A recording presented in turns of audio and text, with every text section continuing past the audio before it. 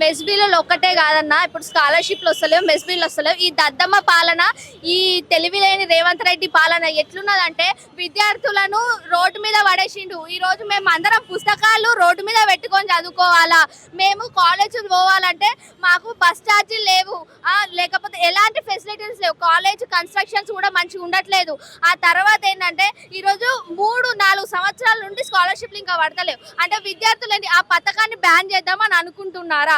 ఎందుకంటే విద్యార్థుల బ్రతుకు ఎలా అయిపోతుందంటే ఈ రోజు వాళ్ళు కూలీలాగా మారాల్సి వస్తుంది. విద్యార్థులు కూలీలాగా మారితే తెలంగాణలో ఉన్న ఎడ్యుకేషన్ క్వాలిఫికేషన్ ఉన్న క్వాలిటీ ఏమైపోతుంది? ఈ రోజు వేరే రాష్ట్రాలు ఎడ్యుకేషన్లో నెంబర్ 1 పొజిషన్లో ఉంటే మన రాష్ట్రం దిగువ స్థాయి పొజిషన్లో ఉండాలా? ఈ రోజు ఈ ప్రభుత్వం చేయబట్టి విద్యార్థుల ఫ్యూచర్ నాశనం అవుతుంది, తెలంగాణ భవిష్యత్తు నాశనం అవుతుంది, మన పునాదులు దెబ్బతింటున్నాయి. ఈ రేవంత్ రెడ్డి అనే వ్యక్తి రాజీనామా చేస్తే తప్ప మనం మెరుగుపరచలేము ఈ తెలంగాణ రాష్ట్రాన్ని, విద్యార్థుల భవిష్యత్తుని. మెస్ ఫీజుల గురించి చూస్తే మెస్ ఫీజులు ఏందన్నా, వాళ్ళు కడుపున తిండి కూడా తినొద్దా? వాళ్ళకు మెస్ ఫీజులు 10-20 రూపాయలు పెంచడానికి ఎందుకు వెనకాడుతున్నారు? మా స్కాలర్షిప్ల మీద కమిషన్లు తప్పుకుంటా ఇంకా ఇలాంటి పరిస్థితి చేసే ఈ రేవంత్ రెడ్డి పాలనని ఇంకెన్ని రోజులు మనం నెత్తి మీద పెట్టుకొని పోయాలి? దీన్ని మేము తీవ్రంగా ఖండిస్తున్నాం. అఖిల భారత విద్యార్థి పరిషత్ కార్యకర్తలాగా ఈ రోజు కలెక్టరేట్ ని ముట్టడించడానికి వచ్చినాం. రేపు ప్రగతి భవన్ ని ముట్టడిస్తాం, రేవంత్ రెడ్డి క్యాంప్ ఆఫీస్ ని ముట్టడిస్తాం, తర్వాత గాంధీ భవన్ ని కూడా మేము ముట్టడించడానికి వెనుకబోము. నమస్తే, Dhruvan, ABP Osmania city president. ఈరోజు అఖిల భారతీయ విద్యార్థి పరిషత్ విద్యానగర్ విభాగ ఆధ్వర్యంలో ఈరోజు హైదరాబాద్ యొక్క కలెక్టరేట్ ని ముట్టడించడం జరుగుతుంది. అయ్యా రేవంత్ రెడ్డి గారు, మీ యొక్క పాలన ప్రజాపాలన, ప్రభుత్వాలు ప్రజల కోసం పనిచేస్తున్నాయని చెప్పేసి ఇంతకు ముందుకున్న కీచక పాలనను గద్దె దింపిన విద్యార్థి పరిషత్ కు ఈరోజు విద్యార్థులకు మేము న్యాయం చేస్తామని చెప్పేసి కూడా ఆ రోజు మీరు చెప్పిన వగల మాటలు ఈరోజు ఎక్కడ పోయినాయని కూడా ఈ సందర్భంగా అడగదలుచుకుంటా ఉన్నాము. ఆ రోజు ప్రభుత్వం ఏదైతే విద్యా వ్యవస్థను నిర్వీర్యం చేసిందో అదే విధంగా కేసీఆర్ యొక్క అంశగా రేవంత్ రెడ్డి కూడా ఈరోజు విద్యా వ్యవస్థను నిర్వీర్యం చేస్తా ఉన్నాడు. ఈ రోజు తెలంగాణ రాష్ట్రంలో విద్యార్థులకు రావాల్సినటువంటి దాదాపుగా 8,300 కోట్ల స్కాలర్షిప్, ఫీ రియంబర్స్మెంట్ బకాయిలు ఏవైతున్నాయో వాటిని రిలీజ్ చేయకుండా విద్యార్థుల యొక్క జీవితాలతో చెలగాటమాడుతున్నటువంటి ముఖ్యమంత్రి వెంటనే రాజీనామా చేయాలి. విద్యాశాఖను కూడా తమ వద్దనే పెట్టుకొని ఈరోజు విద్యాశాఖ సవిచితల్లో ప్రేమ చూపిస్తున్నటువంటి ముఖ్యమంత్రి ఈరోజు రాజీనామా చేయాలని కూడా ఈ సందర్భంగా డిమాండ్ చేస్తున్నాము. ఈరోజు విద్యార్థులంతా కూడా సర్టిఫికెట్లు తీసుకోలేక, ఈరోజు ఫీజులు కట్టలేక, ఈరోజు పేద మధ్య తరగతి విద్యార్థుల యొక్క తల్లిదండ్రులు సర్టిఫికెట్లు తీసుకోలేక, ఫీజులు కట్టలేక వారి యొక్క జీవితాలు అర్థాంతరంగా ఆగిపోతున్నటువంటి పరిస్థితి మనం ఈరోజు తెలంగాణ రాష్ట్రంలో చూస్తున్నాం. కాబట్టి దీనికి అంతటికి నైతికంగా బాధ్యత వహిస్తూ ముఖ్యమంత్రి రేవంత్ రెడ్డి రాజీనామా చేయాల్సినటువంటి అవసరం ఉన్నది. ఎందుకంటే ఎక్కడ పడితే అక్కడ దేవతలు ఎక్కడ కనిపించినా కూడా వాళ్ళ పైన ఒట్లు వేస్తూ వారిపైన ప్రమాణాలు తింటూ విద్యార్థులకు, సమాజానికి ఈరోజు నేను న్యాయం చేయడానికి ప్రజాప్రభుత్వం ఏర్పడడానికి కూడా ఈ సందర్భంగా తెలియజేసినటువంటి ముఖ్యమంత్రి రేవంత్ రెడ్డి ఆ యొక్క సందర్భంగా వారు ఫెయిల్ అయినారు కాబట్టి ఈరోజు వారు దానికి నైతికంగా వారు రాజీనామా చేయాలని కూడా ఈ సందర్భంగా కోరుతా ఉన్నాము. అదేవిధంగా ఈరోజు ఉస్మానియా సిటీలో ఎంతో మంది మెరిట్ విద్యార్థులు, ఈరోజు పేద బడుగు బలిగిన వర్గాల విద్యార్థులు ఉస్మానియా యూనివర్సిటీ కొట్టి చదువుకుంటున్న తరంలో మొన్న ఏదైతే ముఖ్యమంత్రి ఉస్మానియా యూనివర్సిటీకి వచ్చి మన దగ్గర పైసలు లేవు, మన దగ్గర భూములు లేవు, మన దగ్గర ఇంకో సమస్య లేదు, మనం బాగుపడాలంటే కేవలం విద్య ఒక్కటే మనకు దారి అని చెప్పేసి ఆ రోజు వగలబలికినటువంటి ముఖ్యమంత్రి ఈరోజు విద్యకు ఈరోజు మీరు చెల్లించాల్సినటువంటి ఫీ రియంబర్స్మెంట్, స్కాలర్షిప్లు ఈరోజు ఎక్కడ పోయినాయని కూడా ఈ సందర్భంగా అడుగుతా ఉన్నాము.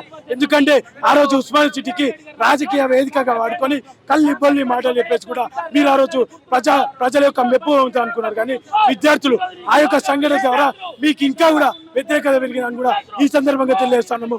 వెంటనే ఉస్మానియా యూనివర్సిటీకే కావచ్చు, విద్యార్థులకే కావచ్చు, రావాల్సినటువంటి ఫీజు బకాయిలు, ఫీ రియంబర్స్మెంట్ వెంటనే చెల్లించాలని కూడా ఈ సందర్భంగా తెలియజేస్తున్నాను.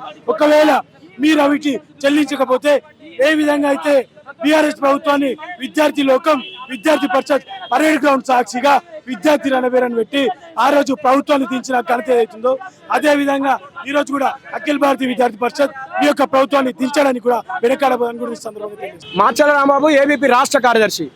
తెలంగాణ రాష్ట్రంలో ఎస్సీ, ఎస్టీ, బీసీ, మైనార్టీ విద్యార్థులు ఆధారపడి చదువుకున్నటువంటి ఫీ రియంబర్స్మెంట్, స్కాలర్షిప్లు 8,500 కోట్ల రూపాయలను వెంటనే విడుదల చేయాలని చెప్పేసి ఏబీపీ ఆధ్వర్యంలో రాష్ట్ర వ్యాప్తంగా కలెక్టరేట్ల ముట్టడి కార్యక్రమాన్ని కొనసాగిస్తున్నాం. అందులో భాగంగా ఈరోజు హైదరాబాద్ కలెక్టరేట్ను కూడా ముట్టడిస్తున్నాం. ఈ రాష్ట్రం లోపల విద్యాశాఖ మంత్రి ఉన్నటువంటి ముఖ్యమంత్రి రేవంత్ రెడ్డి గారు ఈ యొక్క విద్యాశాఖకు నిర్లక్ష్యాన్ని వహిస్తున్నాడు. కావాలనే విద్యార్థులకు రియంబర్స్మెంట్ ఇస్తే మాకు 15%, 20% రావాల్సినటువంటి కమిషన్ రావనే ఉద్దేశంతోనే విద్యార్థులను రోడ్డు పాలు చేస్తున్నారు. మాకు సర్టిఫికెట్ తీసుకోవడానికి మాకు గోస్ అవుతుంది. మేము ఉన్నత విద్యకు పోలేకపోతున్నాం. మా విద్యను కంప్లీట్ చేసుకున్నప్పుడు కూడా ప్రైవేట్ ఉద్యోగాలు లేకపోతే గవర్నమెంట్ ఉద్యోగాలకు అప్లై చేసుకోలేకపోతున్నాం. మా సర్టిఫికెట్లు ఇవ్వండి అని చెప్పేసి రోడ్లు ఎక్కుతున్న విద్యార్థుల మీద అక్రమ కేసులు బనాయించి పోలీస్ స్టేషన్లకు తరలిస్తున్న తప్పిస్తే విద్యార్థులకు హక్కు రావాల్సినటువంటి స్కాలర్షిప్లు కానీ రియంబర్స్మెంట్ కానీ రిలీజ్ చేస్తలేరు. నిన్నటికిన్న ప్రైవేట్ కళాశాల యాజమాన్యాలు ఈ ప్రభుత్వం ఒత్తిడి తీసుకొస్తే 600 కోట్ల రూపాయల కంటి తుడుపు చర్యను ఈ యొక్క ప్రభుత్వం ప్రకటించింది. కానీ అఖిల భారతీయ విద్యార్థి పరిషత్ ఆధ్వర్యంలో 8,500 కోట్ల రూపాయల రియంబర్స్మెంట్ బకాయిలను రిలీజ్ చేయాలని చెప్పి డిమాండ్ చేస్తున్నాం.